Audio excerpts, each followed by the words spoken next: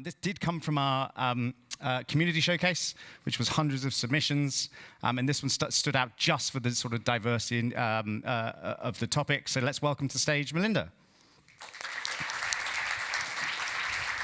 Thanks. Oh, great.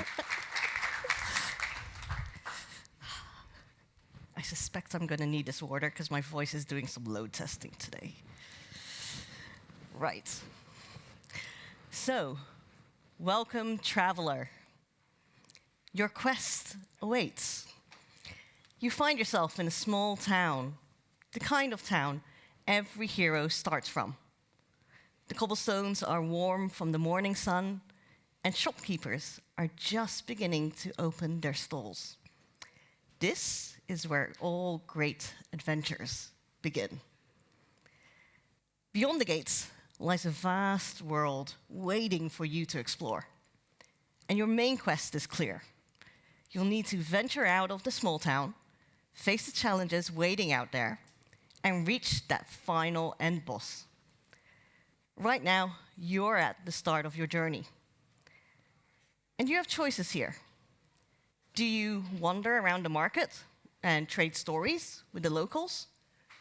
Do you stock up on potions or go straight to the guild hall to see what's posted on the notice boards? And there's no wrong answer, because every choice builds your story.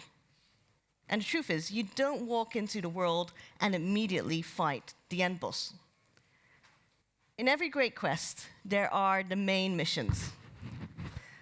But there are also the side quests, the ones that don't look as shiny, but build the skills you need to survive the challenges that are ahead. The side quests are where you learn to negotiate with villagers, discover hidden allies, and you grow strong enough to lead a party through the toughest battles. And while this may sound like the start of a role-playing game, it's also the story of our work in tech. Because just like those side quests, there's work that we do every day that doesn't fit in on the roadmap, but it makes everything else possible. And that's what I'll be talking about today. So, hi everyone, as mentioned in the intro, my name is Melinda Seckington, and I've been an engineer and senior engineering manager for almost 20 years at this point. So I know what it feels like to work on that main quest, shipping features and keeping teams moving. Nowadays, I work with engineering teams and leaders on the things that often sit between the technical work and the people side. So things like communication, collaboration, and building better cultures. I'm also a regular conference speaker, blogger, and event organizer, including my own meetup group called Tech Ladies Dinner Roundtable back in London. So I know what it is to work on the main quest, but also design and build for those side quests, the things that people learn from. And one question that I've always been interested in is what makes people actually grow? Is it just the main quest?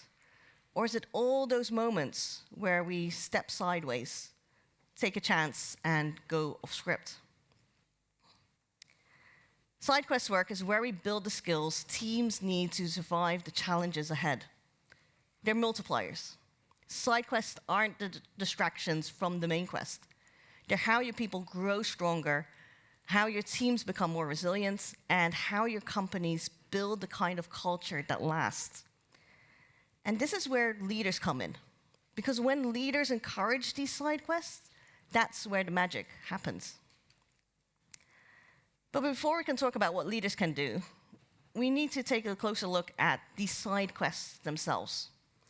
So, my lovely audience, I'm going to take you on a journey.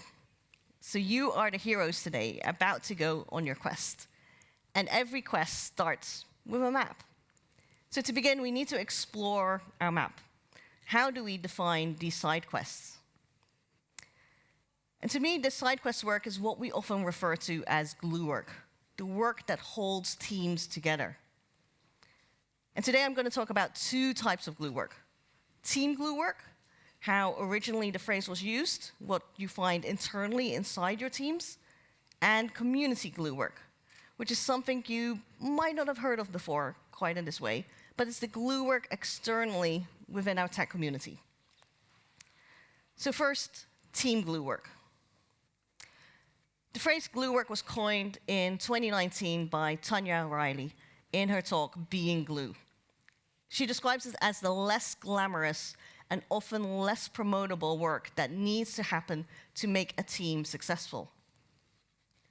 And a lot of things fall under glue work. It's mentoring a junior engineer so they onboard faster and feel supported. It's facilitating the meeting that unblocks the team. It's coaching, discussing, documenting, reviewing. And these aren't just nice to have extras. They create real return on investment. So here's a few examples. Faster onboarding will shorten up ramp-up time and boost retention. Good documentation can save hours of duplicated effort and make scaling possible. Effective facilitation clears blockers faster, which means higher velocity and less wasted time. So it's the kind of work that acts like glue, all the work that holds a team together. And sometimes these things are embedded in certain roles, but that's not always the case. Glue work is essential, but undervalued.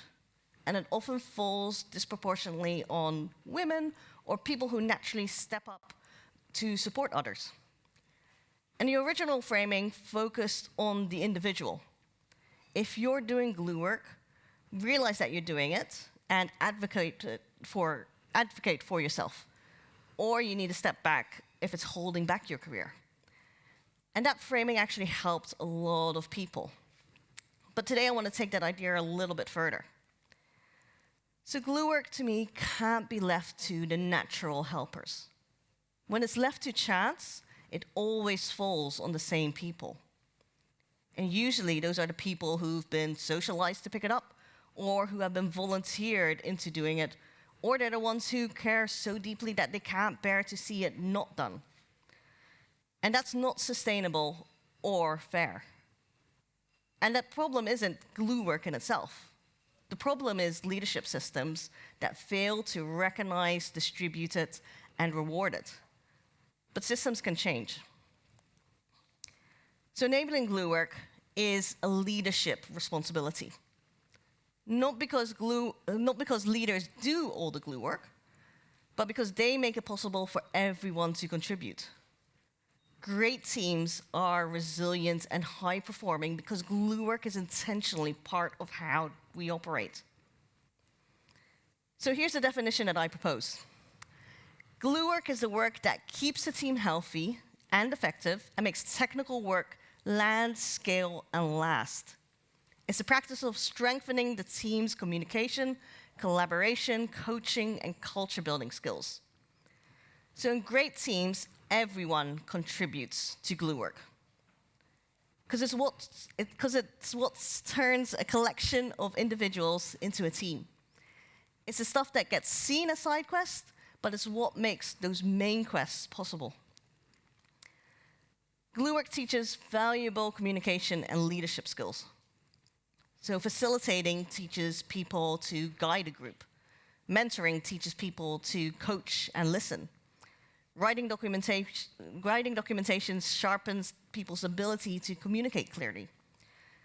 And these are the very skills that the next generation of leaders need. And glue work is the training ground. Especially with AI changing how engineering teams work, it's the human skills that will matter the most. And the benefits don't stop with individuals. At the individual level, we have people who are more proactive, gain confidence, visibility, new opportunities. But at the team level, we'll have ownership that is shared, skills that get spread, and there's more collaboration and resilience. And then at the company level, you get improved retention, a leadership pipeline, and a reputation as a place where people grow. So glue work isn't just helpful, it multiplies value at every level of the system. And this is where you come in, the quest that I'm setting for you all. How do we embed glue work into the system? How do we help people learn these skills? How do we design for glue work? Because we have the responsibility to do that, to make it visible, to spread it across the team, and to create opportunities for people to practice it. Because if we don't, no one else will. And when I look at the teams that I've worked in and my own experience, I realize we don't need to start from scratch. Team glue work is only half the map. To unlock the full picture, we need to connect it with community glue work. So glue work isn't just inside our teams, within our companies, it's also within our tech community. So think about meetups, hackathons, open source projects, blog posts, conferences like this. These are the spaces where knowledge is shared and leadership is grown.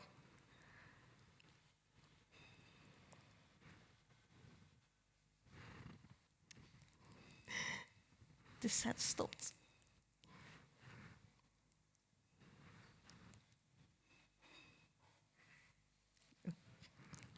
That was someone else, that wasn't me. Let's see. So just like with team glue work, here's my definition for community glue work. So community glue work is the work that keeps a tech community healthy and alive and makes our industry grow, scale, and last.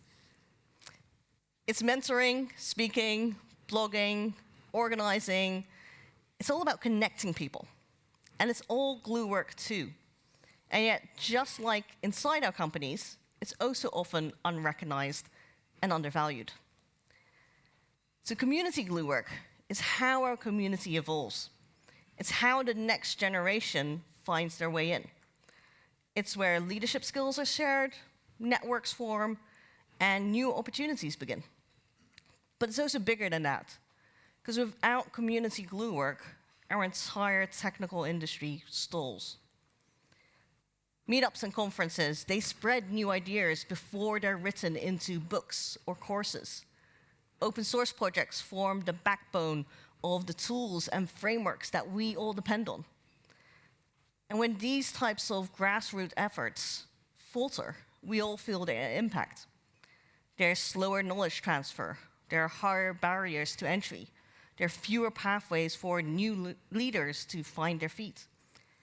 So if glue work keeps a team functioning, community glue work is what keeps the entire industry alive.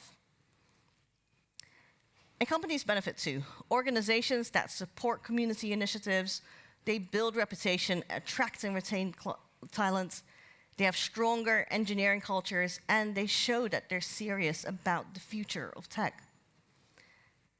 And just like with team glue work, community glue work builds leaders. So I got my first management role because I had experience coordinating volunteers and staff at a huge 500-person hackathon. It taught me crisis management and logistics under pressure. Also because various things did go wrong that you have to deal with last minute. And these are leadership accelerators. You learn faster and sometimes more intensely in community spaces than inside a company. And here's the missed opportunity. When organizations don't support their people in contributing externally, they're cutting off a major way to grow these skills. Because this is where the internal and external worlds connect. The skills that we build inside our teams can contribute to the community, and what skills I've learned outside the teams can strengthen our teams internally. So these two forms of glue work contribute to each other. When you give someone space to practice glue work inside the team, they build confidence and skills that they can carry outward. And when they contribute to the community, like sharing knowledge, mentoring, or organizing, they bring back those new skills and fresh ideas that make the whole team stronger. So here's an example. Someone who contributes documentation to open source builds the skills that they need to improve onboarding docs inside their company. So it's a flywheel. Each side fuels the other. And as leaders, it's our job to help that wheel spin. The more we recognize, support, and encourage both internal and external glue work, the faster that momentum grows. and the more strategic value it delivers for our teams and organizations. So think of it like an XP multiplier. The more you invest in your side quests, the faster your heroes will level up. So glue work isn't optional, it's essential. Wrong way around. Every high-performing team finds ways to build these skills. Some do it inside their company through team glue work, and others grow it outside through community glue work. Great leaders, though, they don't leave it to chance. They create the conditions for it to happen. And next, we'll look at exactly what those conditions are. So you've explored your map, and the next step for you is to take some quests. So if we want to encourage glue work within our teams, we need to start with shaping the environment and culture to make this embedded within the team. So I'm going to share several ways that you can do this. And that's a good moment to have some water while you're looking at that.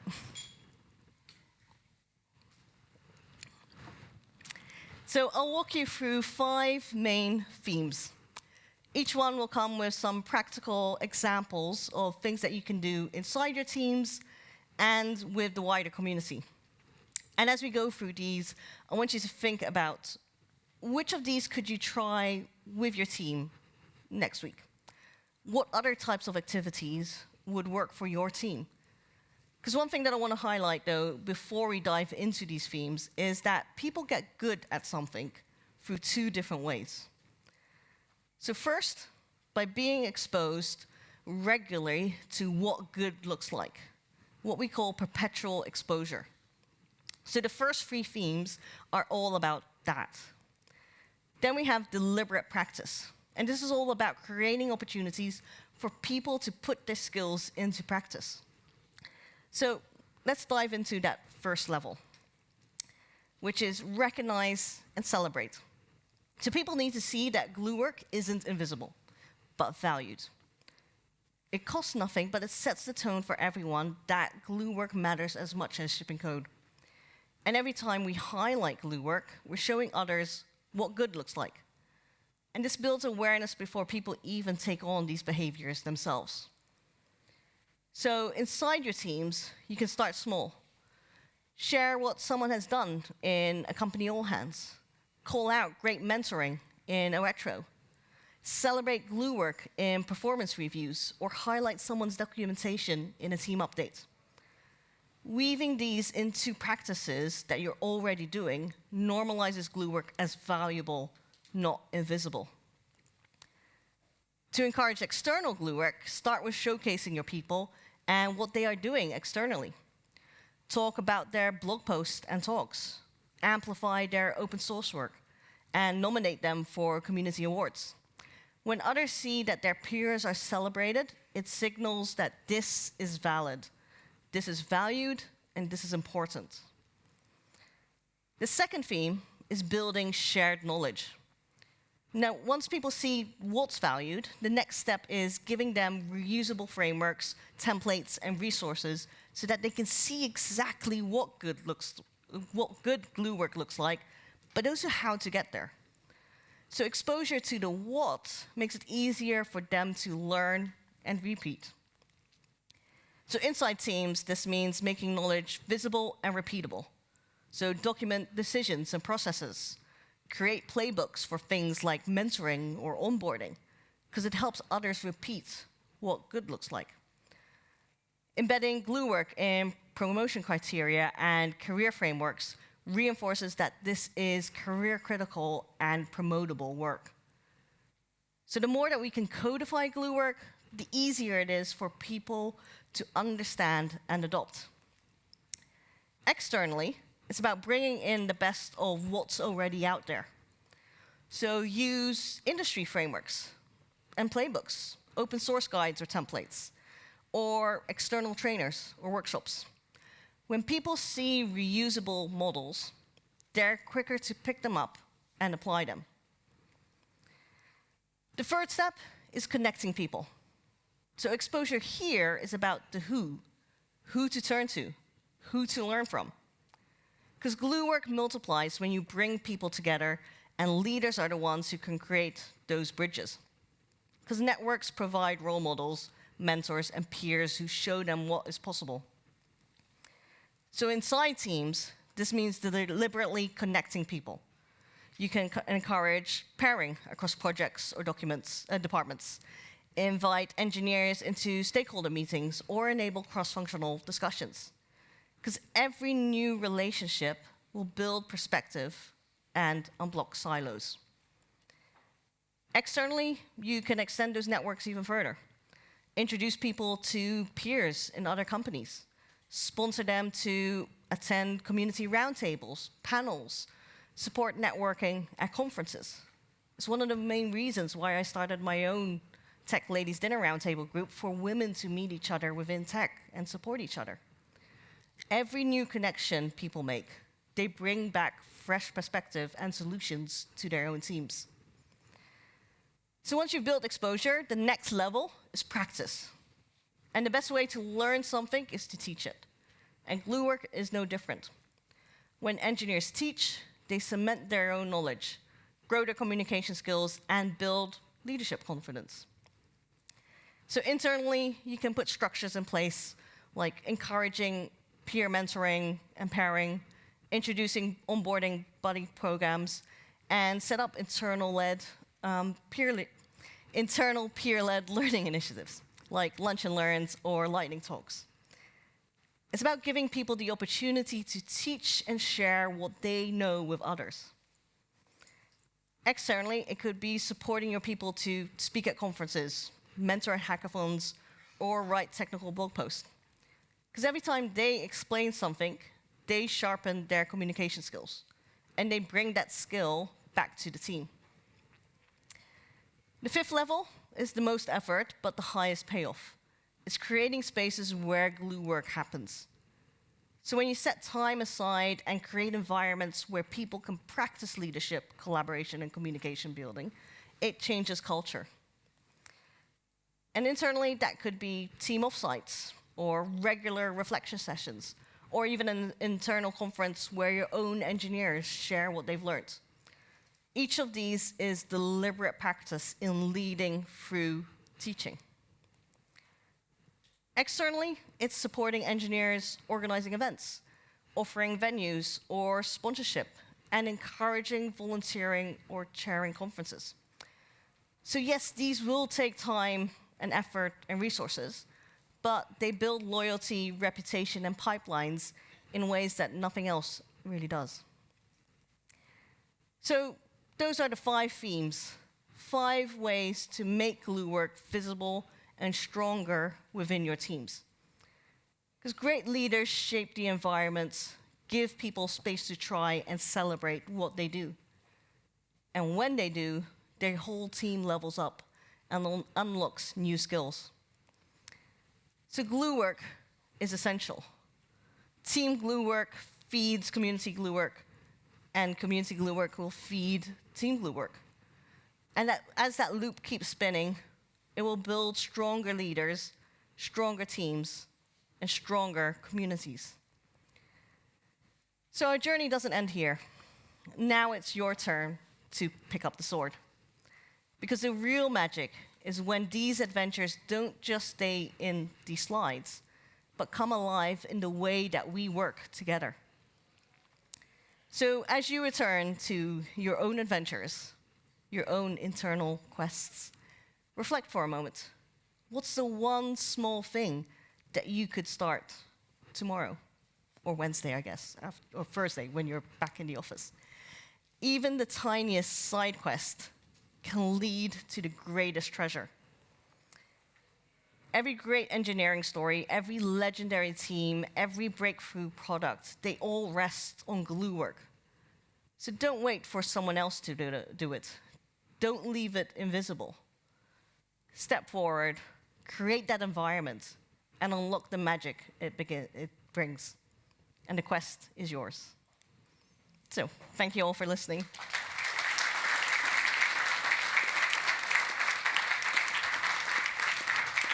I think we're out of time for questions there, unfortunately, unless you got 10 seconds. 20 seconds. Oh, yeah. So thank you to Melinda. Thank you.